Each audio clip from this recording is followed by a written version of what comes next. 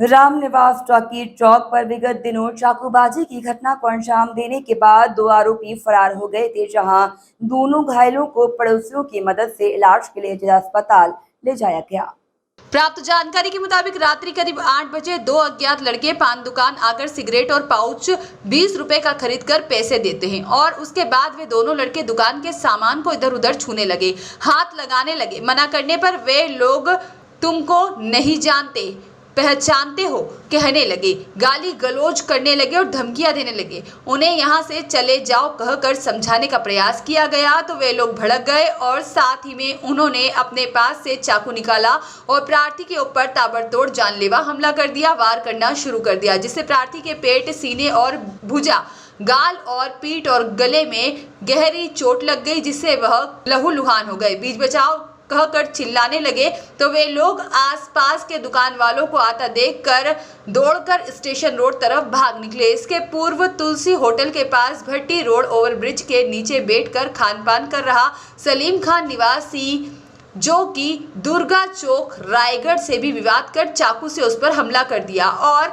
हमले के बाद में दोनों आरोपी स्टेशन रोड तरफ भाग गए। दोनों को गंभीर हालत में जिला अस्पताल रायगढ़ में भर्ती कराया गया, जहां घायलों के परिजनों ने कोतवाली थाने में रिपोर्ट दर्ज करवाई और रायगढ़ के एसएसपी पुलिस अधीक्षक और अतिरिक्त पुलिस अधीक्षक, नगर पुलिस अधीक्षक के दिशा निर्देश पर थाना प्रभारी निरीक्षक शनि रात्रे द्वारा मुखबिर लगा करके उक्त आरोपियों का आसपास क्षेत्र में लगातार पतासाजी करने का कार्य किया गया। आसपास की दुकानों में लगे सीसीटीवी फुटेज चेक किए गए। वहीं सुबह मुखबिर से सूचना मिली कि एक व्यक्ति कोतरा रोड रेलवे फाटक के पास नशे की हालत में गिरा पड़ा है, जिसका हुलिया घटना तारीख को चाकू से हमला करने वाले एक व्यक्ति से मिलता जुलता है। सूचना पर पेट्रोलिंग स्टाफ भेजकर उक्त व्यक्ति को थाने लाकर पूछताछ करने पर अपने साथी विकास के नाम के व्यक्ति के साथ अपराध घटित करना स्वीकार किया, जिसके बाद में रोहन श्रीवास ने उक्त व्यक्ति को कार्यपालिका दंडाधिकारी रायगढ़ के समक्ष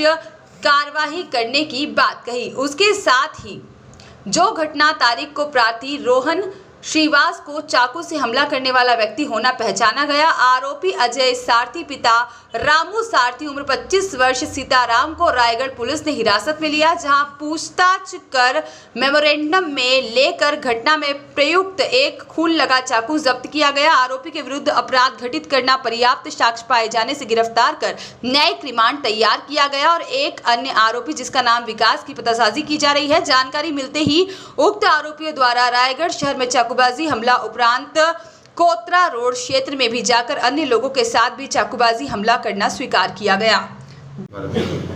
जैसा कि आपको विदित है कि दिनांक 23/8/2023 को रात्रि लगभग 8 साढ़े 8 बजे रामनिवास टॉक के जिस चौक में कंगालू पान सेंटर में एक चाकूबाजी की घटना जो है उसके बारे में संज्ञान लिया गया। हमारे वरिष्ठ पुलिस अधीक्षक महोदय श्री सदानंद सर और एडिशनल एसपी सर भी स्वयं मौके पर पहुंचकर अपनी पूरी टीम को, जिसमें मैं, शनि रात्रे साहब और साइबर सेल की टीम शामिल थी, तत्काल संज्ञान पर लिया गया और प्रार्थी से पूछताछ की गई और उनके इलाज कराने के उपरांत जिससे पता चला कि प्रार्थी स्वयं भी आरोपियों को पहचानता नहीं था, इसलिए मामला थोड़ा सा और जटिल हो गया।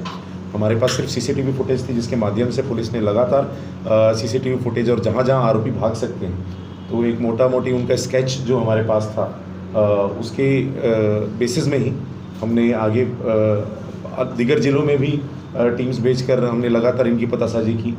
अंत में हमें पता चला कि इसकी पहचान, मुख्य आरोपी की पहचान अजय सारथी के नाम पे हुई, जिसका घर गंगा नरसिंह होम के पास है।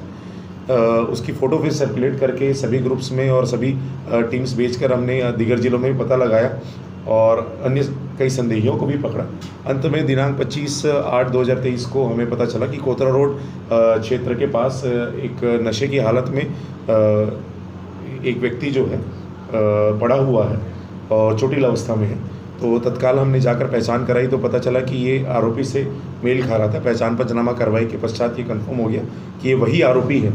और न सिर्फ इसने यहाँ घटना की रामनिवास टॉकी चौक में, जिसमें FIR क्रमांक 653/23 307 की धाराएँ लगी हैं, उसके साथ साथ एक और जगह भी इसने घटना उसी रात को की थी और कोतरा रोड थाने में भी एक जगह चाकूबाजी के मामले में उस घटना को कारित किया, ये हमें पता चला, जो इसने स्वयं कबूल भी किया है और इसे विधिवत गिरफ्तार करके अब IPC 307 और 34 के तहत इसे हम जुडिशियल रिमांड पर माननीय न्यायालय आज पेश करेंगे।